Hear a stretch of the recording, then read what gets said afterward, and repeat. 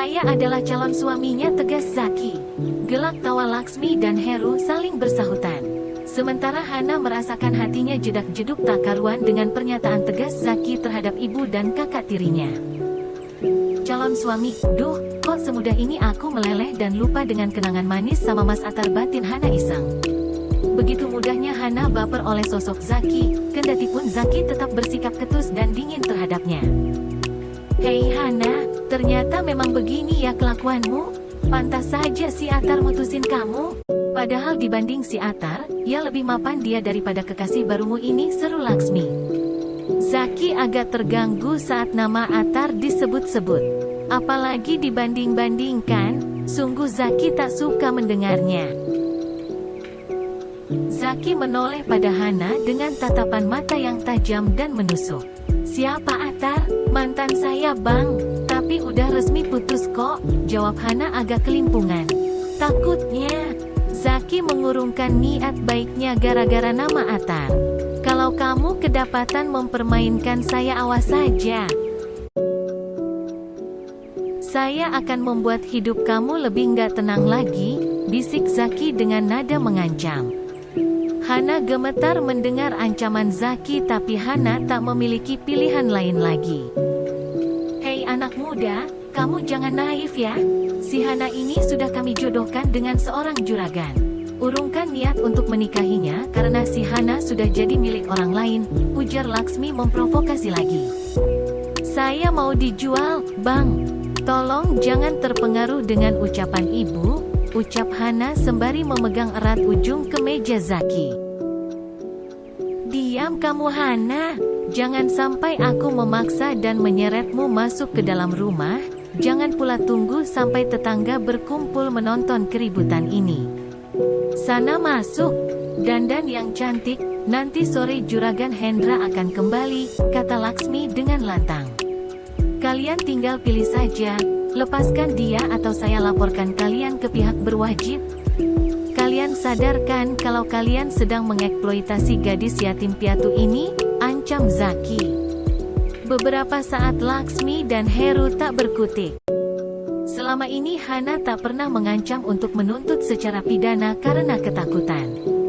Hana memang tak berani untuk speak up, tapi kali ini Hana seolah memiliki backing dan itu adalah pemuda tangguh Zaki. Bu, gimana kalau si Hana lapor polisi? Kita kan emang sudah berkali-kali mencoba menjual dia ke beberapa gadun, bisik Heru yang masih berdiri bersembunyi di belakang punggung ibunya. Paling mereka cuma ngegertak, kita nggak punya pilihan lain, kita harus serahin si Hana ke juragan Hendra malam ini, sahut Laksmi, tapi kemudian dia kebingungan. Zaki bosan dengan situasi itu, dia ingin segera enyah dari sana. Dia kembali menoleh ke belakang ke arah Hana, masuklah, kemasi barang-barang penting kamu. Iya, bang, Hana menurut dan dia masuk ke dalam rumah walau meragu. Tapi Heru mencoba menghadang. Masuk dan jangan keluar lagi, tegas Heru dengan pelototan mata yang membuat gentar. Zaki sigap menarik pundak Heru sampai Heru kembali berubah mencut lagi. Bagian mana lagi yang perlu gue hajar? Wajah, limpa, dada, ancam Zaki sehingga Heru akhirnya meloloskan Hana begitu saja. Hana lekas masuk walau dia tak tahu, apakah Laksmi akan menyusulnya atau tidak. Yang pasti dia percayakan semuanya pada Zaki. Hana mempercepat langkah. Dengan sandal baru yang tadi Zaki belikan, dia melewati satu persatu anak tangga di rumah kenangan masa kecilnya itu. Sesampainya di dalam kamar, Hana langsung menurunkan sebuah tas cukup besar lalu memasukkan beberapa pakaian, hijab, underwear, perintilan make up dan juga dokumen-dokumen pribadi. Bismillah, inilah takdirku. Bang Zaki adalah jawaban dari doa-doaku selama ini, ucapnya sembari memadatkan tasnya agar bisa muat semua barang. Tak lupa, Hana membawa serta sebuah frame foto kecil yang memuat potret dirinya saat masih balita dengan kedua orang tua kandungnya. Sebelum dimasukkan ke dalam tas, beberapa detik Hana menatapnya dengan nanar. Ayah ibu, tenanglah kalian di surga sana, jangan cemaskan aku lagi. Aku akan baik-baik saja, ucapnya. Hana mengecup kedua orang tuanya, lalu dia masukkan frame itu sebelum kemudian menutup resletingnya. Di depan rumah Laksmi tampak gusar, begitu pula dengan Heru karena Zaki dengan aura premannya berhasil mengintimidasi sehingga mereka tak berani menyusul Hana ke dalam rumah. Rumah ini adalah rumah peninggalan mendiang ayahnya, kan? Tanya Zaki seperti seorang jaksa penuntut umum. Iya, kenapa? Aku masih memiliki hak atas rumah ini, aku adalah istrinya juga. Jawab Laksmi. Kalau begitu segera jual rumah ini, dan berikan haknya, tuntut Zaki. Rumah ini sudah kami gadaikan, itu sebabnya kami tak punya cara lain untuk membayar hutang selain menggadaikan si Hana. Celetuk Heru tanpa berani menatap pada mata Zaki. Dasar kalian berdebah, dan ingat, mulai sekarang, kalau kalian berani macam-macam yang kalian hadapi adalah saya. Tegas Zaki tak main-main. Hana kembali dan sudah mantap untuk pergi meninggalkan rumahnya. Sudah bang, kita pergi sekarang aja, sebelum rentenir tua itu kembali ke sini, kata Hana lalu berjalan ke dekat Zaki. Oke, Zaki melepaskan Heru dan Laksmi dari tatapan penuh ancaman itu. Zaki lekas pergi tanpa pamit, begitu juga dengan Hana. Hana tak ingin berbasa-basi, Hana tak ingin beramah tamah lagi. Dia hanya ingin segera enyah dari hadapan orang-orang zolim itu, sial. Gimana ini, Bu? Entahlah, kok tatapan mata pemuda itu bikin ibu gentar ya? Gimana kalau pemuda itu benar-benar melaporkan perbuatan kita selama ini? Nah iya, kan? Pukulannya juga nggak main-main, Bu. Kayaknya dia bisa matahin 3 tulang rusuk dalam sekali pukulan kalau pukulannya tepat ke sasaran.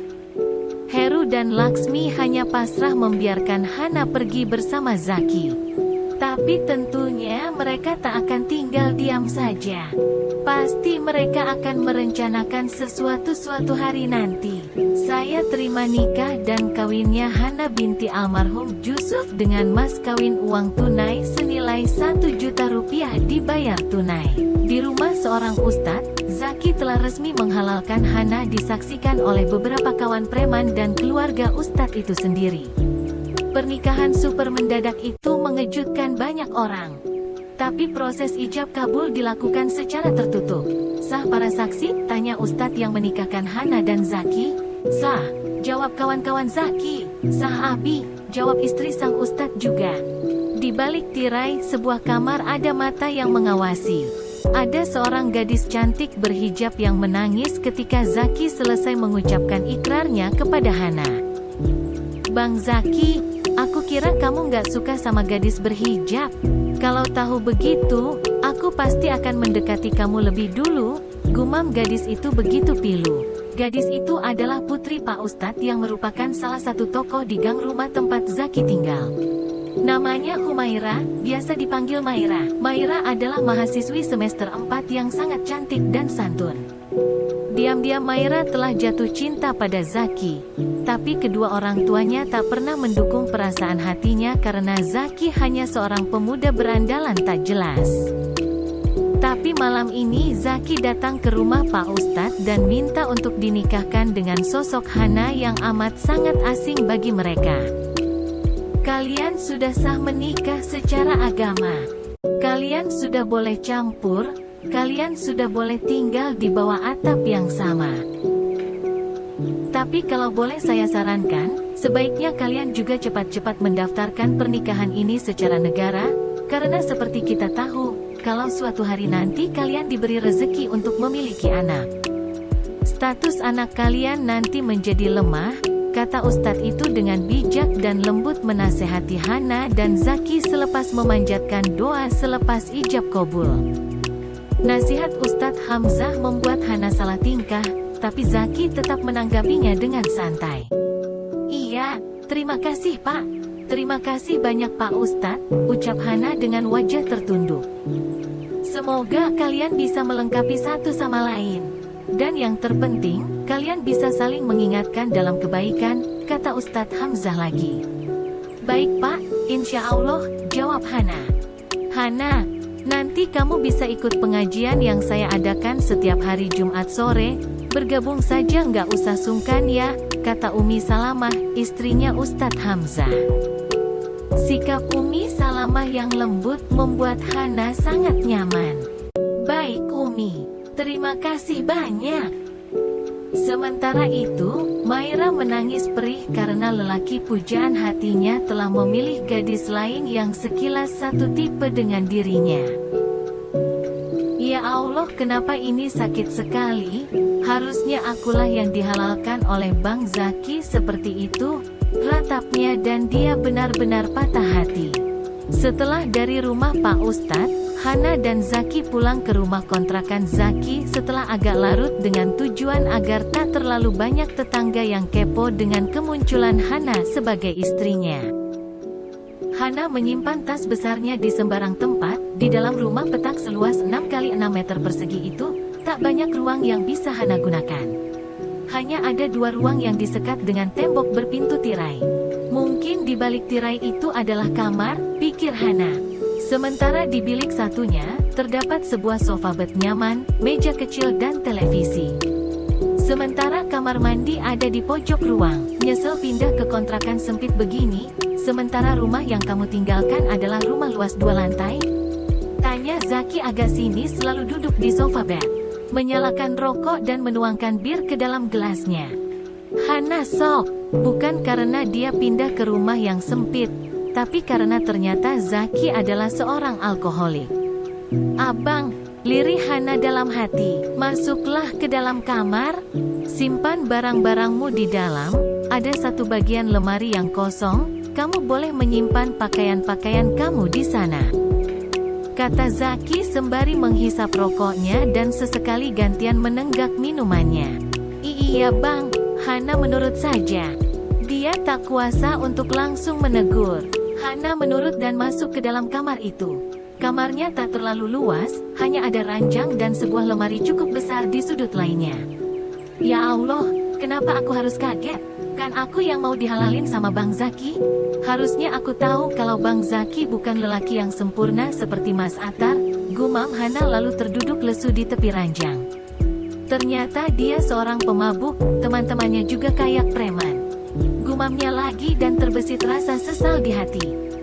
Astagfirullah, kok aku malah ngeluh sih? Ini kan sudah terjadi, bahkan aku sendiri yang minta tolong seperti ini sama Bang Zaki. Astagfirullah, ampuni hambamu ini ya Allah.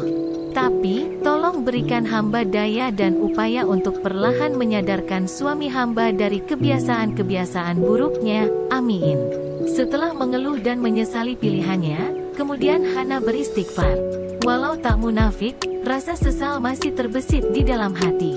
Tapi Hana ingat pada kebaikan Ustadz Hamzah dan Umi Salamah. Setidaknya Hana mengenal mereka dan akan mengadu pada mereka jika suatu hari nanti terjadi sesuatu yang buruk pada dirinya. Ayo semangat Hana, ini jalan takdirmu. Bukan hal yang mustahil kan kalau suatu hari nanti, justru Bang Zaki bisa jadi imam yang sempurna? Amin, amin ya Rabbal Alamin, ucap Hana. Dia pun mencoba memotivasi dirinya sendiri. Hana menyingkirkan rasa sesal itu. Hana mengeluarkan barang-barang dari dalam tasnya dan yang pertama ia dapati adalah frame foto kedua orang tuanya. Ayah ibu anak kalian sudah menikah. Anak kalian sudah ada yang melindungi, ucap Hana dengan lirih. Mata dan hidung terasa pedas setiap kali Hana menatap frame foto itu. Selanjutnya, Hana membuka lemari itu dan mendapati pakaian Zaki berantakan tak beraturan padahal setiap minggu Zaki menyerahkan cucian kotornya ke laundry. Ya ampun, berantakan banget, gumamnya dan Hana pun tergoda untuk membereskan pakaian Zaki terlebih dahulu sebelum membereskan miliknya sendiri. Dan saat Hana mengeluarkan pakaian-pakaian Zaki untuk dibereskan, tak sengaja Hana menemukan sesuatu yang membuat Hana kaget. Ini kan, apakah itu?